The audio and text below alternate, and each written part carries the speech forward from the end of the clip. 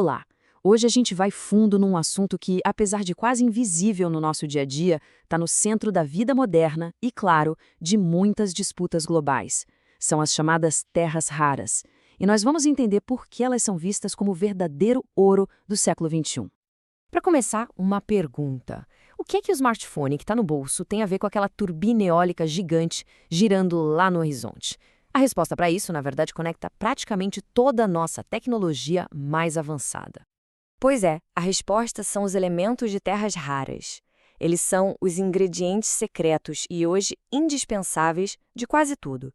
Desde a tela do celular até os motores dos carros elétricos, passando por tecnologias verdes e chegando até em sistemas de defesa militar de altíssima precisão. Eles estão literalmente por toda parte. Ok, vamos organizar as ideias. O nosso roteiro de hoje é bem direto. Primeiro, vamos entender o que são esses ingredientes. Depois, a gente desvenda o paradoxo por trás desse nome. Aí analisamos o monopólio estratégico da China, o dilema da tal energia limpa e, por fim, o novo jogo de poder global que está se formando em torno disso tudo. Então vamos lá, começando pelo básico, a fundação de tudo. Afinal, o que são exatamente as terras raras? Bom, do ponto de vista da química, é um grupo de 17 elementos. Mas o que realmente importa aqui é o seguinte: eles têm propriedades magnéticas, ópticas e elétricas que são únicas e muito difíceis de substituir com outros materiais. É essa singularidade que faz deles algo absolutamente essencial para a alta tecnologia. Agora, vamos para um ponto bem curioso. O nome terras raras, na verdade, é um dos mais enganosos da ciência. E entender o porquê disso já revela muito sobre o verdadeiro desafio que elas representam. E aqui está a chave do paradoxo. Esses elementos não são raros na crosta terrestre, geologicamente falando. O que os torna raros, na prática, é a dificuldade gigantesca de achar esses elementos em concentrações altas o suficiente para que a mineração seja economicamente viável.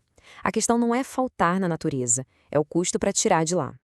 E foi justamente esse desafio econômico, e não a raridade em si, que abriu a porta para que uma única nação construísse um domínio estratégico sobre esse recurso tão vital.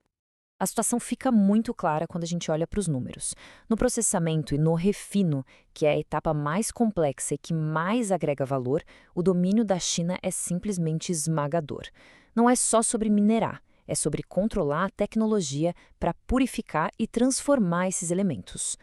Mas como isso aconteceu? Olha, não foi por acaso. Foi o resultado de uma visão de Estado de longuíssimo prazo. Uma estratégia, sim, muito bem pensada, que combinou investimentos pesados, subsídios e, um ponto-chave, a disposição de absorver os custos ambientais enormes que as nações ocidentais não queriam mais e preferiram terceirizar. Foi uma aposta calculada no futuro. Para ter uma dimensão da importância disso, a analogia é perfeita.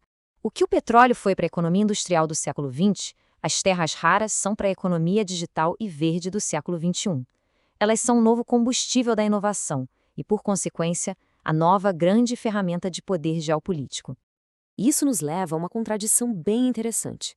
Essa busca global por um futuro de energia limpa tem um lado que não é tão limpo assim. Um verdadeiro dilema para a chamada economia verde. A dependência é total. As turbinas eólicas gigantes precisam de ímãs superpotentes feitos com neodímio e disprósio. Os carros elétricos dependem desses mesmos elementos para os seus motores de alta performance. Ou seja, sem terras raras, a transição energética simplesmente não acontece no ritmo que a gente precisa. Isso nos leva a uma nova realidade geopolítica. O acesso a esses materiais virou uma condição básica para liderar a economia verde. É simples assim. O poder na prática mudou de mãos. E aqui está o tal segredo sujo. O processo de extrair e refinar terras raras é extremamente agressivo com o meio ambiente.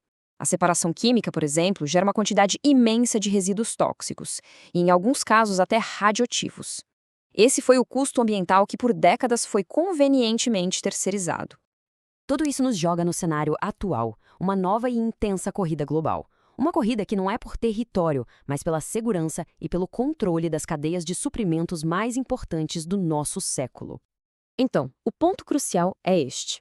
Quem controla o fornecimento de terras raras tem uma alavanca de poder gigantesca. A simples ameaça de restringir a exportação pode ser usada como uma arma de pressão em disputas comerciais, capaz de afetar indústrias inteiras em outros países.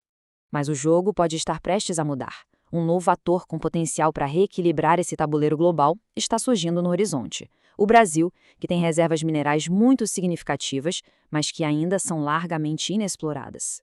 Só que ter as reservas é só o começo da história. O grande desafio para o Brasil, ou para qualquer outro novo produtor, é dominar a tecnologia de refino. Sem isso, o país corre um risco enorme de virar só um exportador de matéria-prima bruta, de baixo valor, em vez de vender os produtos processados, que é o que realmente vale ouro. E isso tudo nos deixa com a pergunta que talvez defina um dos maiores desafios do nosso tempo. Para construir aquele futuro mais limpo que tanto se fala, a gente vai ter que depender de um processo industrial tão sujo e geopoliticamente de uma fonte tão concentrada? Uma questão complexa que com certeza vai ficar com a gente por muito tempo.